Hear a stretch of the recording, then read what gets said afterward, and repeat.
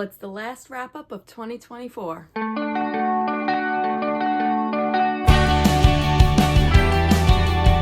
Hi friends, welcome and welcome back to Pages and Chaos, and I'm going to tell you about the 7 books that I read in the month of December. So the month of December was purely a month of just mood reading for me after participating in so many buddy reads and so many readathons. I kind of just read what I wanted to read. I wanted to stick with holiday themed because that's what I was in the mood for. And that's exactly what I did. There was one buddy read for the Comfy Cozy Book Club that I read for this month. And other than that, I kind of just picked up whatever I wanted. So the first book that I finished in the month of December was The Lost Ghost of Willowbrook by Ellen Marine Weissman. This was actually a carryover from November from Historathon, and I finished it like a few days into December. So I'm just counting it for my December wrap up. And I gave this a 4.5. I think this was done very well. This definitely had a lot of emotion attached to it. So this is about the Willowbrook State School, which was a very, very real place in Staten Island, again, where I live. In fact, the building was, the buildings, because the campus, it was very, very large, was actually, once the hospital was closed down, used to create the College of Staten Island. So that's where I went to college, and I roamed the grounds of where this state school once existed. So there was a lot of surrealness to this story. But definitely worth a read. So this is about Sage, who for the longest time feels like she wants to know what happens to her sister. She thought all this time that her sister died of pneumonia, and it turns out that her sister, her twin sister, by the way, was locked up in Willowbrook because she just was off, or there were things that just didn't seem right about her, and this was what she was told was the best place for her, but her mom never told her that's where she was, and they never went to go see her. So one day she gets a phone call, her stepfather gets the phone call that she went missing, so she goes off to find out what happened. But when she gets to the school and says that she wants to visit her sister, they actually think that she is Rosemary, the twin sister, and they lock her up in this school. It also brings in the legend of Cropsey and the serial killer, which actually was based off of a real convicted killer who, I forget how many people he actually killed in real life, but he was a resident and worker at the Willowbrook State School. So that was based off of true-ish facts. So it says here, while I drew inspiration from the legend of Cropsey and the true story of convicted child kidnapper and suspected serial killer Andre Rand, who worked at the Willowbrook as an attendant, the employees in this novel are purely imaginary. So that's where she took her inspiration from. So I enjoyed this. I gave this 4.5 for a couple of reasons. One of the major reasons, though, that I had with this was the terminology that she used in the book. And she does state in her author's note that they were historically accurate for that time, which is in the 60s. I believe this was in the 69 or something like that, like the late 60s. But anyway, this is a constant debate of, can you write a very good, convincing historical story without using those offensive and, outdated terms? And I've seen it done, so I feel like it probably could have been done and should have been done in a much different way. Or because it's historically accurate, do we keep that stuff in? I don't know. So you let me know how you feel about that down in the comments. But ultimately, this was overall a good read. So the second book that I picked up in the Divine Rivals duology was Ruthless Vows by Rebecca Ross, and I gave this 4.5. I absolutely loved this book. So this picked up about 2 weeks after the end of Divine Rivals with Iris and Roman and all of the other people that are involved in being correspondents for the war. We get to learn a whole lot more about the actual rivalry between the divines, between the gods, between Dacre and Enva and their story, and exactly how and why this war got started. And I absolutely loved this. This was just such a fun read, and I don't know why it took me so long to pick up the second book after I finished the first one. So this is definitely, I recommend this zoology for sure. So next book I read was the last book in the Live and Let Shy series that I have been buddy reading with the Comfy Cozy Book Club, and that was Pleading the Fish, and I gave this 5 stars. I enjoyed this book so much. So this was just the perfect ending. The epilogue, there were multiple epilogues in the book, and I just thought it was done perfectly, like feeling all the feels. It was great. So this is about Everly trying to figure out where the origin of her family curse came from, if it's actually real, where everybody that falls in love with a swan woman is cursed and gets an early death. So, I mean, it was just the perfect ending, and I absolutely loved this. We already started reading the next buddy read for the next Cozy Mystery series, which is actually 12 books, so we're going to do one each month. And let's say, well, I liked that first story. I just felt like nothing can live up right now to this Cozy Mystery. It was just so adorable, and it was the perfect ending.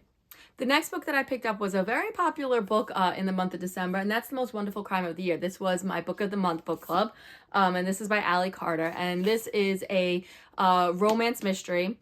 I loved this. I gave this 5 stars. It was an absolute quick read. It was a close proximity, enemies to lovers. I mean, this was just perfect. I mean, I can't recommend this enough. So I absolutely loved the beginning of this. It says, Knives Out gets a rom-com twist in this rivals to lovers Christmas romance mystery from the best-selling author Allie Carter. So yeah, this is about Maggie and Ethan, who are both authors, and they get this mysterious invitation from their biggest fan to this holiday party, this Christmas party, and it actually turns out to be hosted by the world-renowned author, the Duchess of Death herself, Eleanor Ashley, and she goes missing, and they have to figure out, is this something that she put together as they have to figure out these clues, is this staged, is this real?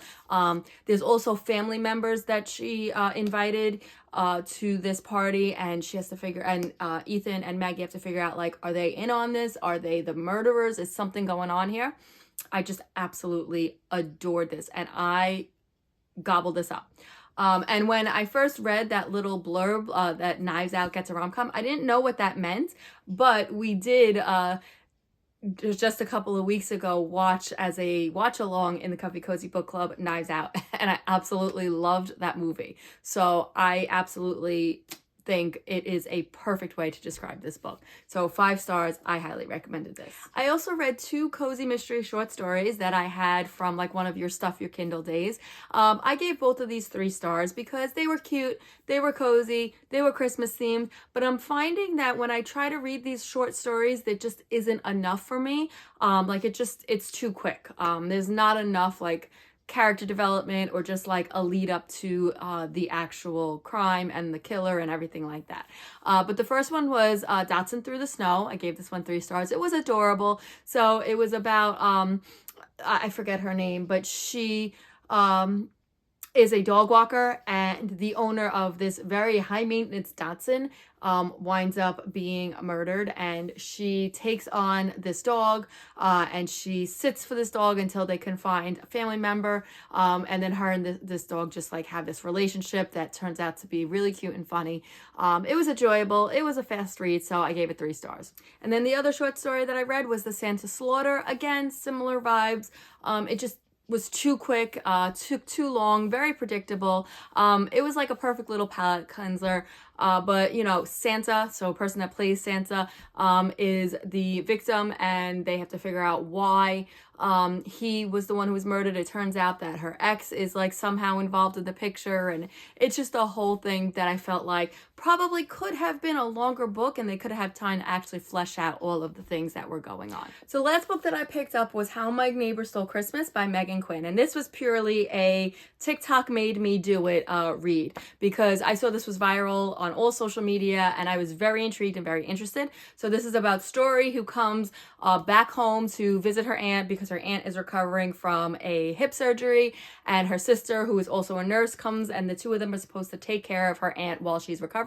But it turns out that they tricked her into coming to try to get involved in this Christmas competition that her aunt always does every year. and now she's the one that's going to take her place. And then Cole, their neighbor, who is the Grinch in this story, decides last minute that he is going to join this competition with his friend Max, just purely for the fact that Story should not be in this competition, that he is going to beat her and make sure that she understands that she is not welcome back home, because she has made it very clear that she no longer enjoys being part of this town. I liked a lot of this, but then there was a lot that I didn't like. I enjoyed the parts where like the narrator was included in the story, breaking the fourth wall, kind of like the actual like Grinch, you know, the cartoon. So that was really funny. There were a lot of funny parts, a lot of cute parts.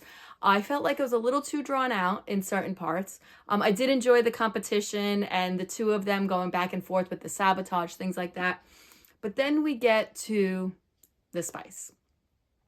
And I don't care about that. Like, if there's a storyline, then spice doesn't matter to me, either way. But I just felt like it was too cringy, like way, way too cringy. There were things in here that just like, I don't even know how to explain it.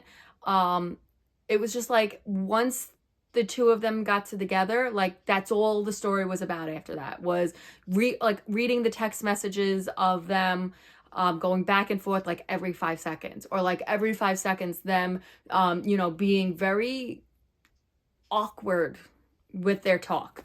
I don't know, it just, again, like I've read plenty of books with plenty of spice and it just didn't seem as cringeworthy as this. So for that reason, I gave it 3 stars, just because I felt like it could have been done better. And I'm also finding that these rom-coms are getting much longer. Like this one was, I think, close to 500 pages, like 470 pages, which again, I don't care about that. Like I'm somebody that'll read long books, that's fine. But I feel like it's becoming a trend for these rom-coms to just add more pages and make the story unnecessarily longer just to get a larger book. And I don't know why. I felt that way with Rosalind Palmer Takes the Cake. Again, it was a funny rom-com. It was great. I loved a lot about it. But I got to the point where there was just so much like added things that weren't necessary. And I felt like it was just added to make the story longer. So that is something that, if that's going to be where these rom-coms are going, I don't think it's something that I'm going to like pick up too often anymore. I really enjoy a good rom-com and they're like my palate cleansers, you know? But I'm seeing that trend. So I'm hoping that we get out of that like soon, because it's just making these books unnecessarily long. So anyway, that is the wrap up for December, the last wrap up of 2024. And I'd love to hear your thoughts down below. Let me know if you've read any of these books, how you felt. Let me know if you were purely a mood and seasonal reader in the month of December, or what else that you picked up as well. And as always, thanks for watching.